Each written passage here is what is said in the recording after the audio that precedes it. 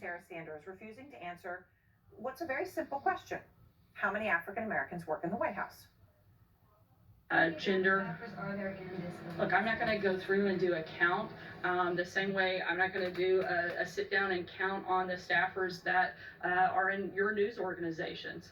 30% of the country is African And we would love to diversify our staff and continue to do so. We do think it's important. We're going to continue to work to make that happen.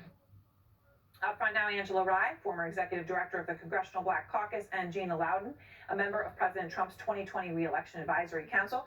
Gina, let me start with you. You know, in the context we're talking about here, all this discussion about Omarosa and whether there's an N-word tape, and Kellyanne Conway not being able to say the last name of the one African American she could label who worked with her in the White House, it would seem a simple question.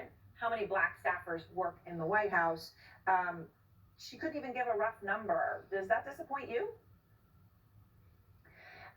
What disappoints me is the division and the fact that we're having to count people based on their skin color. I don't like that. And I think that, you look back at our history and we have a pretty amazing history of overcoming slavery, of expanding civil rights, of women's rights. And a lot of those things happened under American presidents who didn't have any minorities at all on their White Houses. Thank God we do. I looked over the list of the people that I know there, and about 1/3 of them are a minority or a woman. Those are great strides. Could they be better? Absolutely. And I know I talked to some of my friends in the White House tonight, and they said, yes, they would love more diversity in the White House. The problem is, when you have someone come out and defend the president, or even say they want to sit down and have a conversation with him, for example, Kanye West, they're completely annihilated in the press. And so there is a trepidation there. So I think if we could focus on the fact that we would like to build on that and work on it together, I know that the administration is open to that. So your number is roughly 1/3, and that counts women too. So you're saying 2/3 of them are white men, and then 1/3 are diverse in some way, but you're counting women in there. Well, I just want to make sure I understand. Aaron, if you look, for example, at the comms department, as far as my count, and again, I did this cursory before the show here, but Hogan Gidley is the only white guy I can even find in the comms department. So I think it depends department to department. It's going to vary.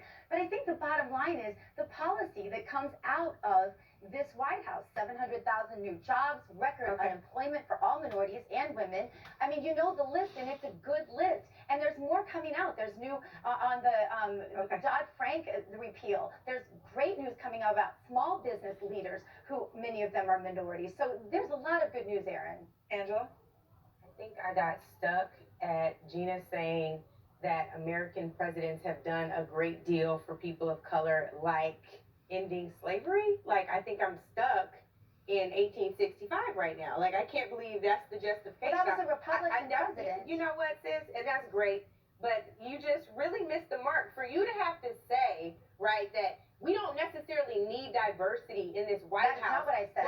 But let me just tell you what I heard, because I don't think you hardly understand. No, because I don't want you to twist my words, what you're not going to keep doing is talking over me, because my Black life matters and so does my voice. So what you're going to do right now is listen to what I'm saying to you. What you said was deeply offensive. And what I'm telling you is, you can't say, at least you shouldn't feel comfortable saying it in 2018, that, this White House not having diversity can be akin to presidents who didn't have any black people on their staff but for slavery freeing slaves. Like, that's not okay in 2018. Thank God it happened.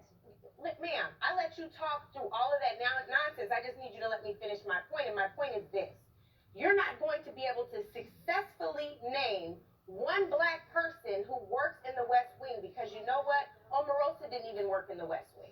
So regardless of your points about slavery, which are nonsense, I hope that you RIP those talking points tonight. They should never be resurrected.